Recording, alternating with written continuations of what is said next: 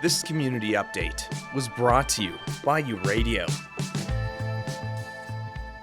The Manitoba government will undergo a pilot project to translate the Hansard, the official transcript of government proceedings and debate, into the 7 Indigenous languages used in Manitoba.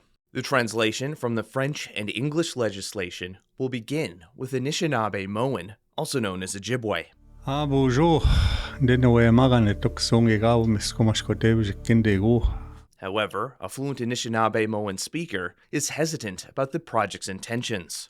Robert Maytwayashing, who has worked to preserve his Anishinaabe culture and language, said time will tell if the government is serious about this endeavor. Well, I'm sorry, but I'm cynical when it comes to anything with the government, simply because of the history we've had with the government, okay? I don't trust them as far as you can throw them. To me, again, it's all about optics, about appearing to do something about saving Indigenous language, because they are ultimately responsible as to the demise of our languages to begin with. Premier Wabkanu announced the project on National Indigenous Languages Day. He stated that this initiative would generate significant Indigenous language text, aiding in language learners, teachers, and artificial intelligence researchers in preserving and revitalizing these languages. He added, language experts would work together to create accurate translations, which could include coining new words and phrases.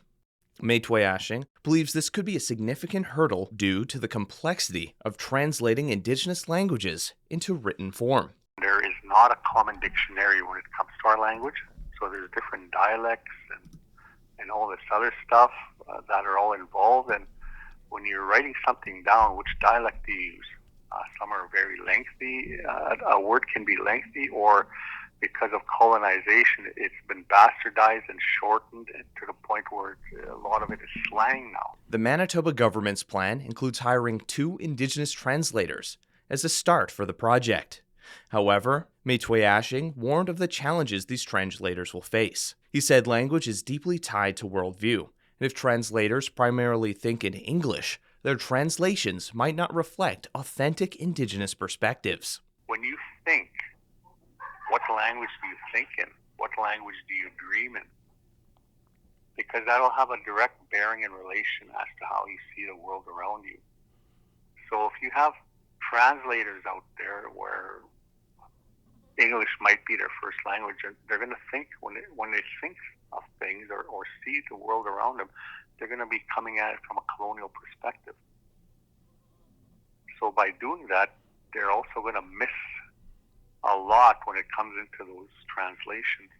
That has been my experience.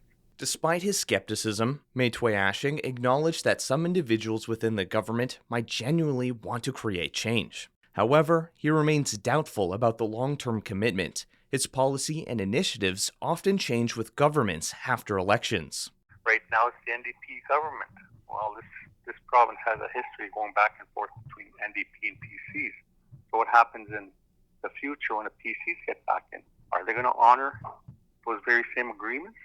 The government will develop the Anishinaabemowin translation this spring, and after what Premier Wabkanu said will be a successful pilot, continue with the languages of the Dakota, Cree, Anishinaabe, Métis, Inuit, and Dene peoples. Multicultural contacted the Legislative Assembly of Manitoba for comment, but did not receive a response. You're listening to Radio, where diverse voices connect. Stay tuned for more stories and insights that matter. With Multicultural and the Local Journalism Initiative, I'm Ryan Funk.